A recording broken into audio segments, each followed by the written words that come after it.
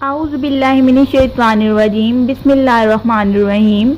अस्सलाम वालेकुम व्यूअर्स, आज मैं आपको अपने पोइट्री चैनल के अंदर वेलकम कहती हूँ। अब मैंने ये नया चैनल स्टार्ट किया है, काइंडली आप इसको सब्सक्राइब कीजिएगा, लाइक एंड शेयर भी कीजिएगा। इसमें आज मैं सबसे पहले फर्स्ट ऑफ ऑल आपको राइटिंग क्लास और प्रेजेंटेशन के बारे में बताऊँगी कि पेपर में प्रेजेंटेशन कैसे करनी है। चलिए हम स्टार्ट करते हैं। मैं यूज़ कर रही हूँ यहाँ पे आप देख सकते हैं 605 और 604 भी इसमें यूज़ होता है, लेकिन मैं यहाँ पे अभी आपको 605 जो मार्कर है इसके साथ मैं आपको लिखना सिखा रही हूँ। आपने ना किसी भी शॉप से जाना है, आपने कहना 605 मुझे कटी निब वाला जो उर्दू राइटिंग के लिए यूज़ होता है ना मार्कर, वो आप मुझे दे दें। राइटिंग क्लास नंबर मैं 1 लिख रही हूँ। आपने ये देखना कि यहाँ से पिक से मैंने स्टार्ट किया है, इसकी आपने ऐसी निब वाला लेना है और इसी तरह का मार्कर लेना है और इस तरह ही पकड़ना है। और आप देखेंगे अलिफ कैसे मैं डाल रही हूँ, ठीक है।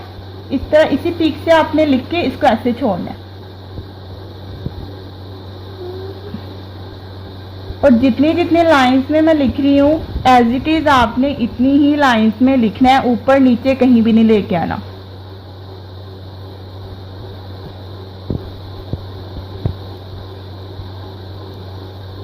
जहां से मैं छोड़ रही हूँ वहां से आपने छोड़ना है।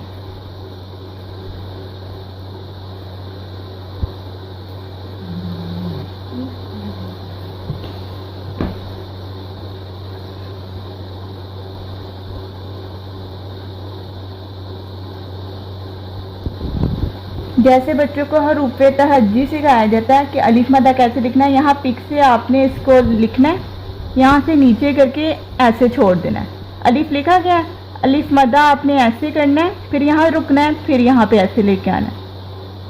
इसी तरह फिर मैं अलिफ मदा आपको लिख के बता रही हूँ।